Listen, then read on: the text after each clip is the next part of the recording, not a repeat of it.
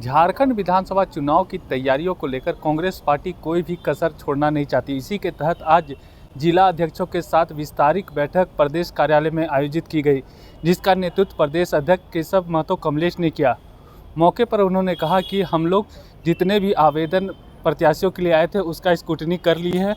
अब आगे हम लोग जिला अध्यक्षों पर सौंपते हैं कि वह किन किन नामों को आगे बढ़ाना चाहते हैं। उसके बाद आगे निर्णय लिया जाएगा कि किससे प्रत्याशी बनाया जाएगा। मौके पर क्या कुछ कहा, आइए आपको सुनाते हैं। अखिल भारतीय कांग्रेस कमेटी द्वारा जो निर्देश प्राप्त हुआ उसी के आलोक में ये जिलाध्यक्षों की बैठक एक सतत प्रक्रिया है। महीना में कम से कम और विशेष परिस्थिति में हम लोग बैठक बुलाते हैं।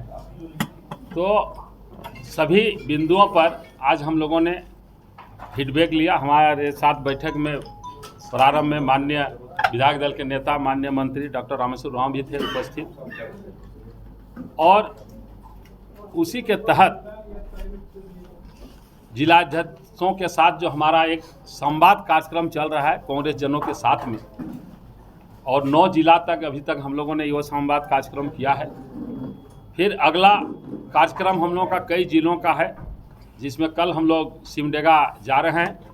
हमारे मनोनीत माननीय श्री सप्तगिरी शंकर उल्का जी और डॉक्टर श्री बेला प्रसाद, ये दोनों कल 9 बजे एयरपोर्ट पर आएंगे और सीधे हम लोगों के कार्यक्रम जो सिमडेगा में आयोजित है वहाँ भाग लेंगे संवाद आपके साथ कार्यक्रम में।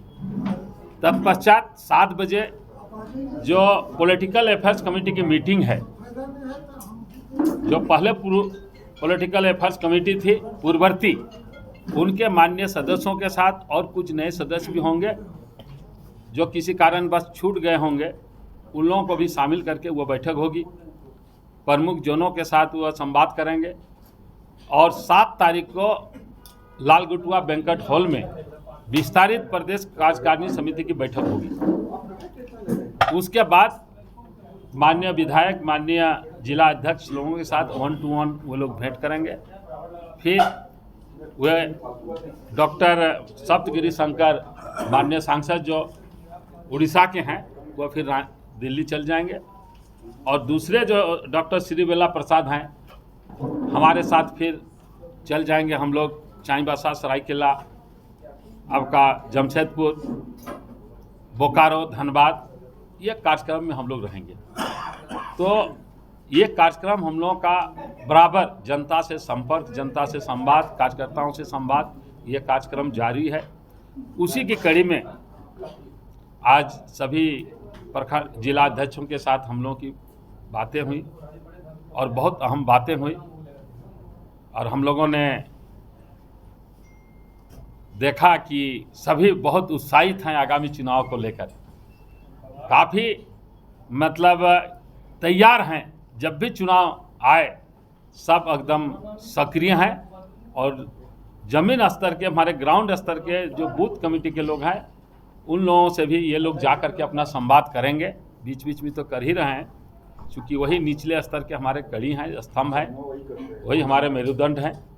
तो मोटा मोटी आज और अभी विधानसभा का जो चुनाव होने वाला है उसमें इन लोगों को हम लोगों ने कहा है कि जितने भी आवेदन आए हैं उसमें जो क्राइटेरिया है वह कब से हमारे पार्टी में है, किस सेवा भाव से, समर्पण भाव से उन्होंने काम किया है, किस तरह वह अपने जिला, प्रखंड या प्रदेश के द्वारा आयोजित कार्यक्रमों का दायित्व का निर्वहन किया गया है, जो दायित्व उन्हें दिया गया था उसका कहाँ तक किया है। सोशल इंजीनियरिंग में उस क्षेत्र में जो पॉपुलेशन है उसकी लोकप्रियता क्या है, उसके बाद वे कहाँ तक बढ़ते हैं, उनकी समाज में क्या पॉइंट है, सारे बिंदुओं पर डिटेल से डिस्कस हो रही है। उसी पर ये लोग अपना जो मंतव्य देंगे फिर उसको प्रदेश इलेक्शन कमेटी में हम लोग विचार करेंगे। लेकिन सभी आवेदकों की सूची को हम लोग इनलिस्ट कर लिए हैं और ये सूची AICC तक जाएगी।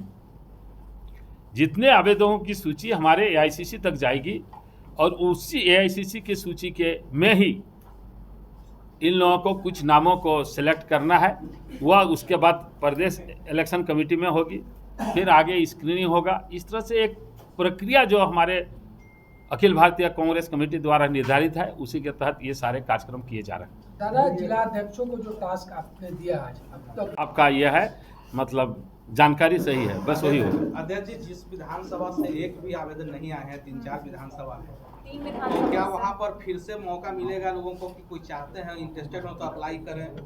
क्यों नहीं आए हैं, ये भी एक चिंता का विषय है आप लोग के लिए कि 3-4 विधानसभा। उस पर हम लोग विचार कर रहे हैं, देवघर बरहेट से भी नहीं आया एक भी आवेदन। विचार कर रहे हैं हम लोग उस पर। क्या अच्छा अध्यक्ष जी, ये नामों की लिस्टिंग आप मंगा रहे हैं, लेकिन होता अमूमन ये है कांग्रेस में कि ऊपर से भी टपक जाते हैं उम्मीदवार और जो ग्राउंड रियलिटी है उसको दरकिनार कर देती है। और उसमें एक और जोड़ लीजिएगा अध्यक्ष जी, जो जिला अध्यक्ष है वो खुद भी बहुत सारे विधानसभा क्षेत्र से दावेदार है, वो अपनी समीक्षा खुद ही कर लेंगे कि हम बेहतर हैं, क्या है, नहीं है। ये मैं उसके ऊपर तो फिर प्रदेश इलेक्शन कमेटी है ना। आप मांग तो रहे हैं जिला अध्यक्ष से ही ना? नहीं, वे भी आवेदक हो सकते हैं, क्योंकि उन्होंने काम किया है। सबका यह अधिकार है कि वो प्रत्याशी बन सकते हैं, उसके लिए आवेदन दे सकते हैं। ये तो प्रक्रिया के तहत गुजरने के बाद अंतिम निर्णय सीईसी होगा, सेंट्रल इलेक्शन कमेटी तय करेगी।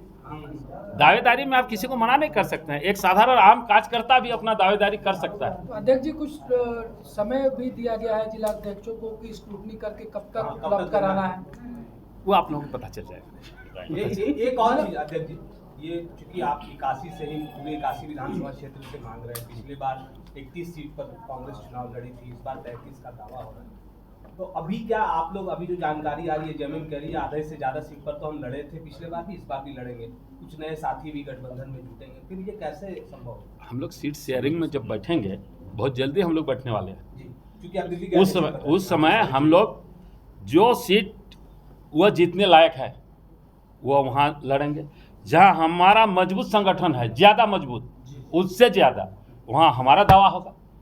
अच्छा, सीट बढ़ने वाली है या घटने वाली है? निश्चित सीट बढ़ेगी। आपने कल देखा ना, आपकी सीट है। कल आपने देखा ना, ऐतिहासिक, अभूतपूर्व, अद्वितीय, कल का जो महिलाओं का उमाड़ आया था, उतना विशाल मिलिट्री के मैदान में सब लोग मोराबादी तक ही सीमित थे। अध्यक्ष जी, नहीं, उनका कहने का आपके- मतलब ये है कि कांग्रेस की पिछली बात कर मर्तबा रहे हैं। कांग्रेस 31 सीट लड़ी थी, आपकी बढ़ेगी तो कि इस घटेगी? बार आप लोग 31 से ज्यादा सीटों पर अपना हाँ, ये मैं इंडिविजुअल देंगे। उसका आप इंतजार कीजिए, सीट शेयरिंग में हम लोग उस पर विचार विमर्श करेंगे। अच्छा, ये एक सवाल है आपका, आप ही से, आप भी खुद क्या कैंडिडेट बनेंगे? मैं चुनाव लड़ने वाला नहीं हूं, मैं पार्टी की सेवा में रहूंगा, पहले जैसे था वैसे ही मैं रहूंगा। मैं चुनाव नहीं लड़ूंगा, किसी प्रकार का चुनाव। आप लड़िएगा तो लोग उत्साहित होंगे। चलिए, ठीक है, थैंक यू। धन्यवाद, बहुत बहुत धन्यवाद।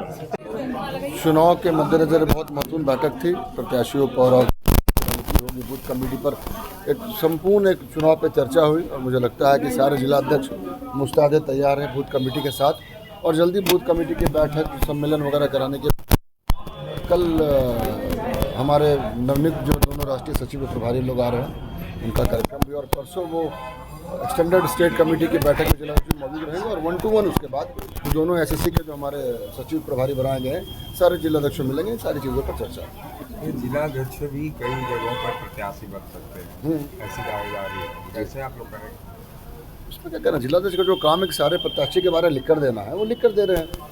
जैसे मैं खुद भी लड़ना चाहता हूँ, मैंने अपना नाम भी लिख कर दिया है।